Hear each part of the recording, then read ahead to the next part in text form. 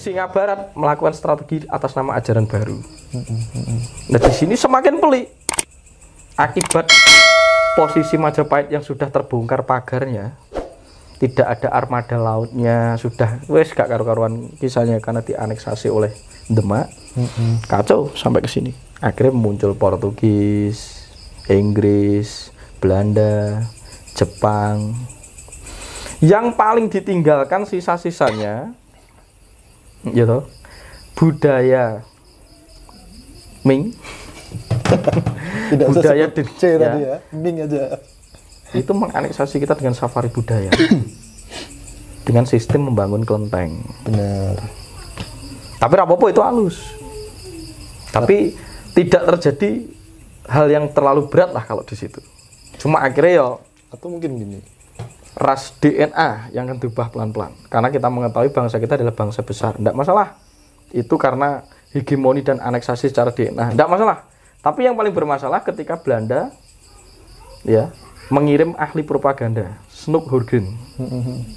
Itu mengembangkan konsep animisme, dinamisme untuk menyingkirkan ajaran kita. Maka Bhinneka Tunggal Ika itu akhirnya berhadapan dengan architect of deception. Apa yang terjadi? Hapus sejarah, hancurkan bukti artefak dan seluruh peninggalan yang ada. 3 putus dari simpul leluhurnya. Benar. Jadi njajah wong iki gak perlu menggunakan sanksi ekonomi atau embargo. Orang perlu mengganti invasi militer. Tapi nganggo cara kuwi lebih efektif. Nang suwi. Tapi bekasnya apa yang terjadi? Kolektif Mas mengakar. Sampai sekarang. Baru Ottoman Empire dengan strategi apa? Ajaran baru menanamkan konsep tahayulisme. Kedua-duanya banyak podo nek pelajari. Ini misionaris. Intinya ini ya. Nah makanya kan sekarang saya bilang itu nek iso itu agama itu negara itu harus benar-benar memisahkan secara tegas, menseparasi secara tegas antara politik dan agama. Ini yang menjadi bias. Kita harus belajar dari Majapahit. Biar nek Gajah Mada sik sugeng ora wani wong-wong ini. Tapi pada nyatanya sekarang religion itu menyerang ke sekolah-sekolah negeri juga, Mas. Jadi ya selama agama itu tepat dan sehat, ora apa-apa. Agama itu juga sandangan kok. Leluhur itu juga membuatkan Bhinneka Tunggal Ika itu berarti kan menerima heterogen ya, menerima kemajemukan yang ada. Karena kita terdiri dari keberagaman bangsa kita ini. Karena punya budaya, karena apa? Pulaunya banyak sekali. benar. Nggak masalah. Cuma kenapa kok harus ada ini? Maka di Majapahit itu ditinggalkan namanya Yatnya Gegewani, gitu. Pancasila, Kesangkar Bise Saka Krama. Itu sistem negara kita. Baru dinengkone diletaknya Pancasila Karma dalam negara Kertagama itu ben iso mengatur heterogenitas ini. Tapi nek satu berbelah sepihak dan ini berskandal dan berkelindan dengan politik dan berlebihan, ini jadi berbahaya. Dan ini, kenapa pada tempo dulu ya nenek moyang kita itu lebih protek, bahkan lebih peka terhadap titik-titik yang mana kita harus bentengin. Nah, bedanya sekarang kan kita tidak begitu tajam terkait hal itu, mengantisipasi serangan-serangan dari luar. Nah, itu faktor yang menyebabkan itu apa, Mas? Ya decline kesadarannya, sangat berbeda kualitasnya secara kesadaran, kecerdasan, kawruh loh dengan orang zaman dulu. Ya kenapa saya ngomong soal Majapahit? Bukan saya fanatisme Majapahit ya, tapi minimal dari catatan literatur sejarah, Majapahit ini adalah role model. Glorifikasi itu penting untuk meningkatkan rasa kemantapan diri dari masyarakat kita, rakyat kita. Karena dari setiap kita itu pasti secara historis, sering kali saya tekankan, itu pasti memiliki percikan DNA bangsa besar. Jadi dimadepke, disonding kisah tentang Majapahit. Dalam sejarah ya, bukan prasejarah. Ya negara yang memang kebetulan akhirnya ditemukan lagi ketika Majapahit hilang pada sidang BPUPKI yang digagas oleh para pendiri bangsa, itu mulai menggali. Ternyata Nusantara itu sudah pernah ada. Nusantara ini terdiri dari segala kerajaan-kerajaan, tapi yang sangat relevan dan sangat memenuhi aturan kerajaan nasional ya, secara nasional itu sangat relevan, itu Sriwijaya, itu berarti Nusantara 1, Indonesia Stanza 1, Majapahit stansa 2 atau Nusantara 2. Nah, sekarang NKRI ini stansa 3. Stansa 3. Dua yang dipakai. Nah, minimal kita harus belajar dari Sriwijaya dan Majapahit karena mencapai pusat glorifikasi dan memenuhi syarat berdirinya monarki besar. Benar. Kerajaan besar. Nah, kenapa saya ngomong Majapahit? Ini bukti-bukti kecerdasan yang dilakukan oleh Majapahit. Beberapa orang-orang di Majapahit sebelum Gajah Mada sedo. Gitu ya. Berarti ada sekali beliau itu role model. Jadi secara literatur ada ya dalam kitab Pararaton, Negara Kertagama itu tercatat empu-empu kita merekam budaya serat menulis itu sudah ada dan tidak sembarangan di waktu itu. Jadi jari neng ilmu Jawa ilmu tutur tino tidak neng tulisannya kok.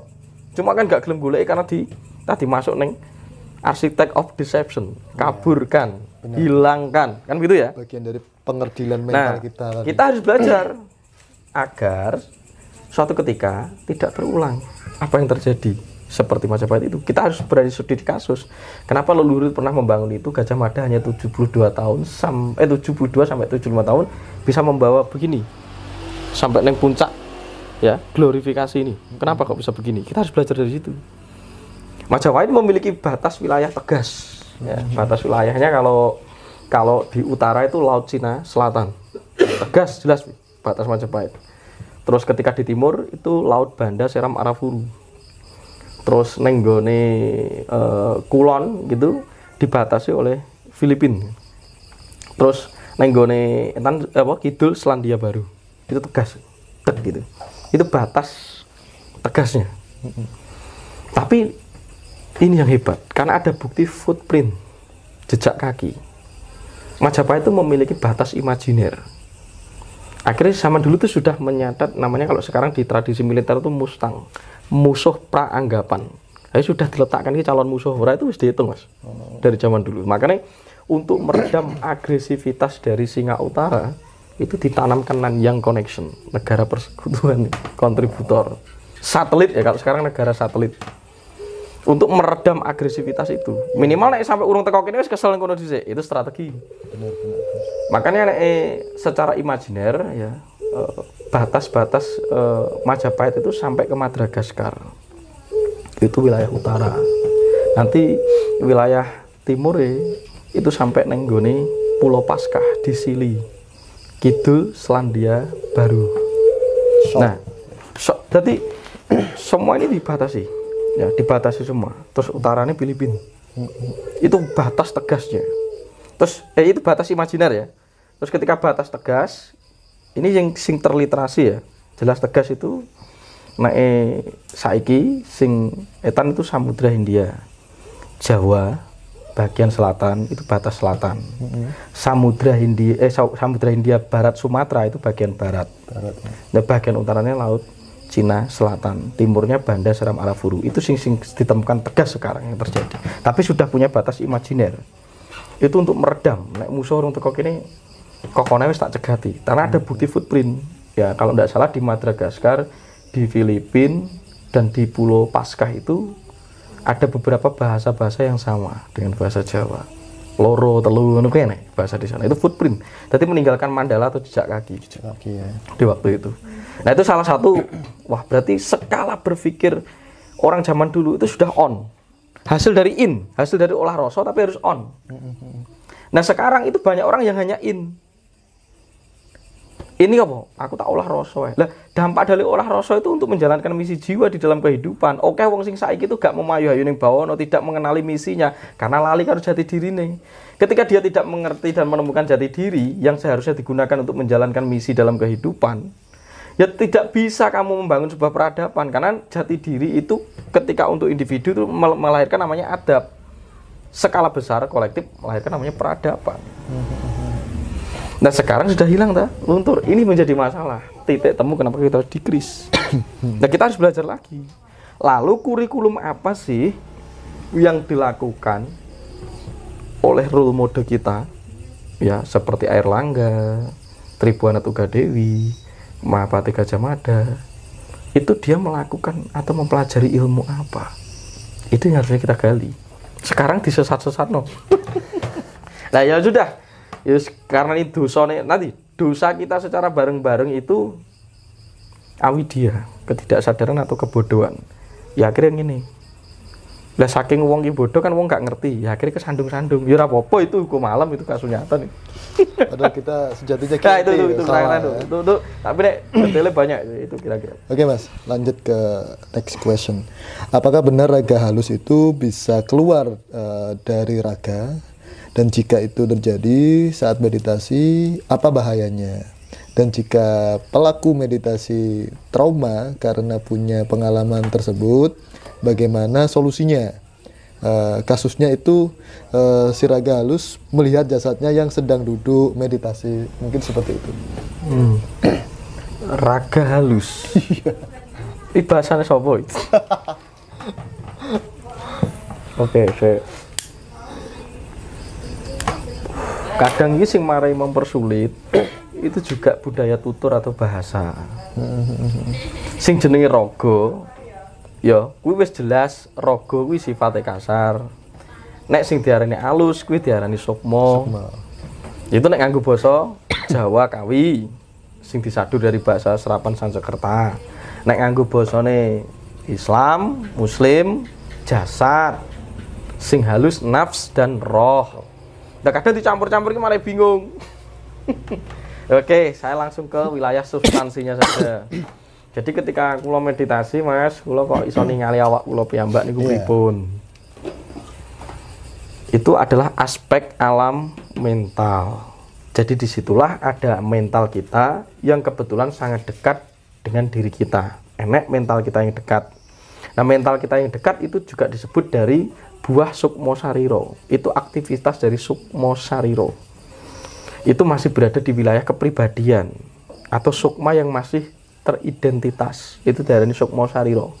Tapi kalau sukma yang tidak teridentitas itu namanya sukma sayekti. Karena sifatnya roh sejati, ya bahasa Islami di dalam diri kita. Nah, sukma sejati atau sukma sayekti itu beridentitas kalau dia sudah memakai pakaian namanya apa tadi? Sukma sariro. Nah mungkin yang melihat itu sukma sariro. Makanya digambarkan yang serat Dewa Ruci. Iya. Gitu. Nek Bima itu ketemu Dewa Ruci itu raine kayak dek nih. Lah itu diperkirakan dia sudah jumbuh ketemu dengan Tuhannya sendiri kan ngono. Iya.